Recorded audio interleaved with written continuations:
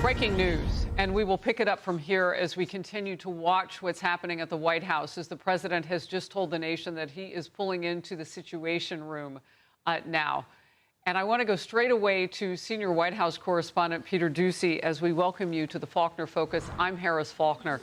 So, Peter, we learned just moments ago from this Truth Social post so much about what's on the table. Iran must agree that they will never give up a nuclear weapon or bomb. The Hormuz Strait must be immediately opened. No tolls for unrestricted shipping traffic in both directions. All water mines, bombs, if any, will be terminated. We have removed through detonation numerous such mines. It goes on to say ships caught in the strait due to our amazing and unprecedented naval blockade, which will now be lifted, may start the process of heading home. Say hello to your wives, husbands, parents, and families from me, your favorite president. So he is, Peter, it looks like, forecasting that this could be possible. Are we any closer to a deal? And the movement into the Situation Room rather than the Oval Office, do we understand anything about that? Yes, Harris, we are closer. And the Situation Room part of this is most likely because they told us at 11 o'clock he was going to be receiving the presidential daily brief, his intelligence briefing. And so they don't usually tell us exactly where that is happening, but he's able to talk to different people on secure feeds in the Situation Room that he is not able to communicate with from the Oval Office, or at least it's easier to do it from the Situation Room. And because he told us he's going down there, we can tell once he's made his way underground, once there is a Marine sentry outside the West Wing. There isn't one yet, but something else really significant from this Truth Social post. We heard him at the cabinet meeting 2 days ago say that he is not comfortable with China or Russia going into Iran to take the enriched uranium, what he calls nuclear dust, out. Now he is saying that the United States and China are actually the only countries with the ability to do that, but that it is going to be taken out by the United States in close coordination, he says, with the Islamic Republic of Iran, plus the International Atomic Energy Agency.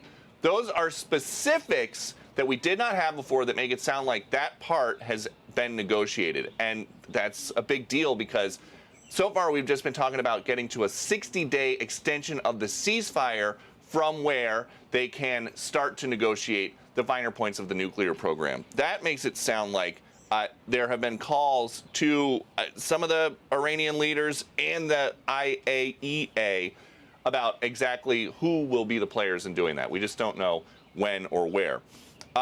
This does speak to this whole week of the president talking to his negotiators and also talking to his military planners and his diplomats. He is hearing everybody out before deciding what to do next. And he talked a little bit about this in an interview that is going to air on Saturday on Fox. Listen here.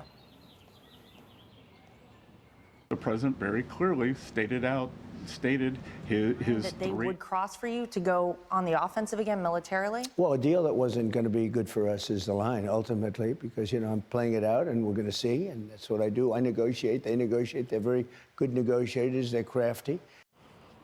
They're also, though, committing egregious ceasefire violations, according to CENTCOM, who are accusing the Iranians of launching a ballistic missile towards Kuwait and also launching 5 one-way attack drones near the Strait of Hormuz.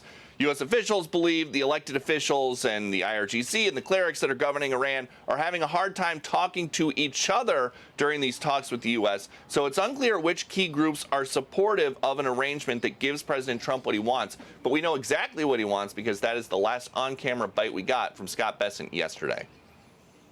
The president very clearly stated his three: open the strait, highly enriched uranium, no nuclear program. If there can be no deal without those, why would there be a deal without those? So it's no secret what President Trump needs to get to the point where he's blessing a deal. The only thing that we don't know is what he's hearing from the Iranian side.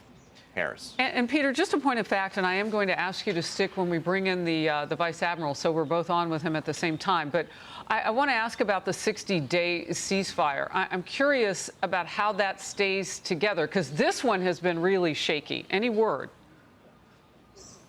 No word yet. But if President Trump is saying that he's going to start lifting a naval blockade, it seems like there is some agreement among the key players about letting traffic come through, commercial and military traffic back through the Strait of Hormuz. And that was the first thing that had to happen. When Scott Bessent came out yesterday, there weren't a lot of specifics about exactly how they get to a deal, but he said nothing is going to happen until the Strait of Hormuz is open first. And so if that happens, it seems like that is a sign of a show of good faith from the Iranians, if there is good faith from Iranian negotiators possible. Yeah, and whoever then they can are. go from there. Right? I mean, we still don't have crisp knowledge of exactly who's in power completely in that country after debilitating their military and radical Islamic government that was existing, and parts still are. I want to bring in now in focus Vice Admiral John Fozzie Miller and the former CENTCOM Naval Forces Commander, and just ask you about the military portion of this, Vice Admiral. And welcome to the program, by the way. Peter Doocy is going to stay with us. And Peter, if you have a question, we'll pull you right on screen. I want to start with how you hold pat now through this deal for 60 days, because we can't just pull our military forces out of there. So what does the mission look like during a potential pause in this for longer?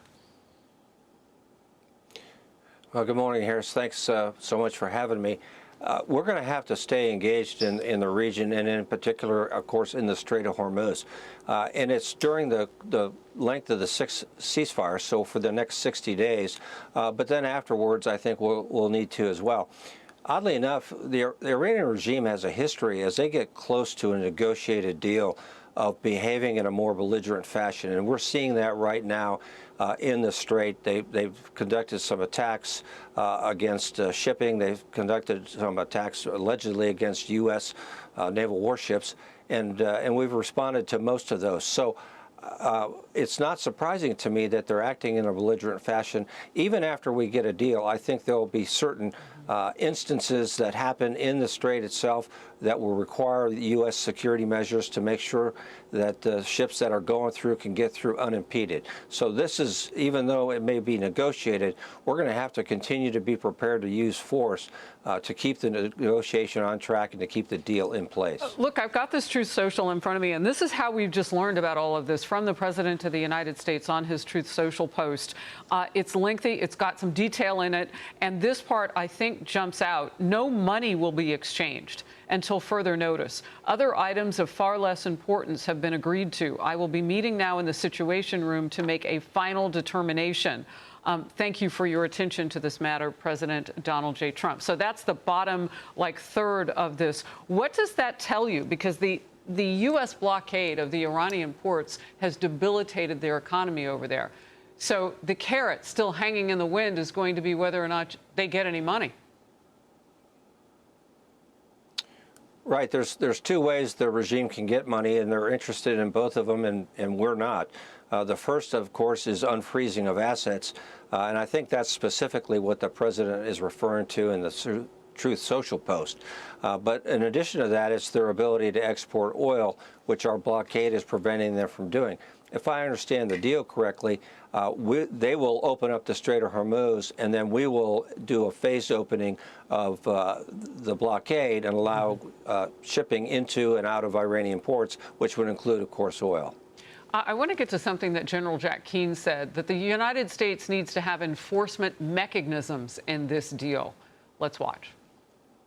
It's unlikely they're going to change, no matter what deal we put together.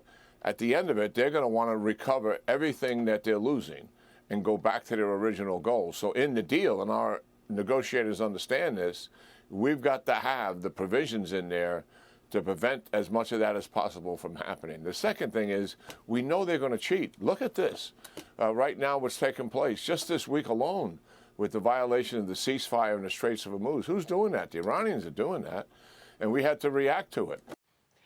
Vice Admiral, I want to get your reaction to that we need to have a mechanism to monitor this, a mechanism of enforcement. The regime is never to be trusted, and so we have to be prepared, even during the 60-day ceasefire and then beyond that, to maintain the Strait of Hormuz open and free so that shipping can get in and out of the Gulf unimpeded.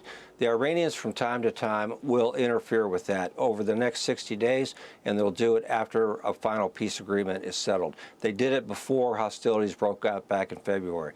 So General Keenan is exactly right. We have to watch them. We have to be prepared to use force to make them do the things that they've agreed to on paper.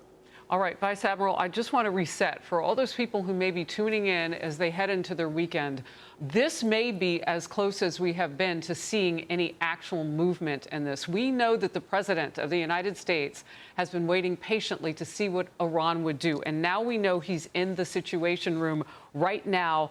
Could be very close to a final determination is what he has just put on his Truth Social. Our correspondent, Peter Doocy, I want to bring you back with any final thoughts. And also we have the Vice Admiral with us.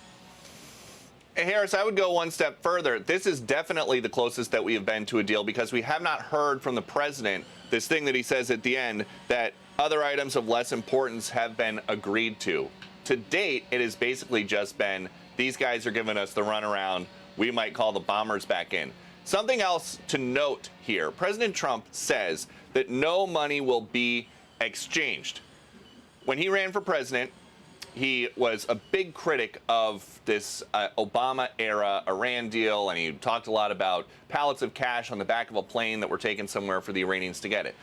We don't know if no money exchanged, though, means that no money will be unfrozen, because as a result of these Iranian sanctions, the U.S. sanctions that we put on Iran, there are tens of millions of dollars in various accounts all over the world. It adds up to billions, and the Iranians really want that unfrozen. We don't know if no money will be exchanged means that all of that money will stay frozen, if they are being intentionally specific or intentionally vague, but that remains to be seen.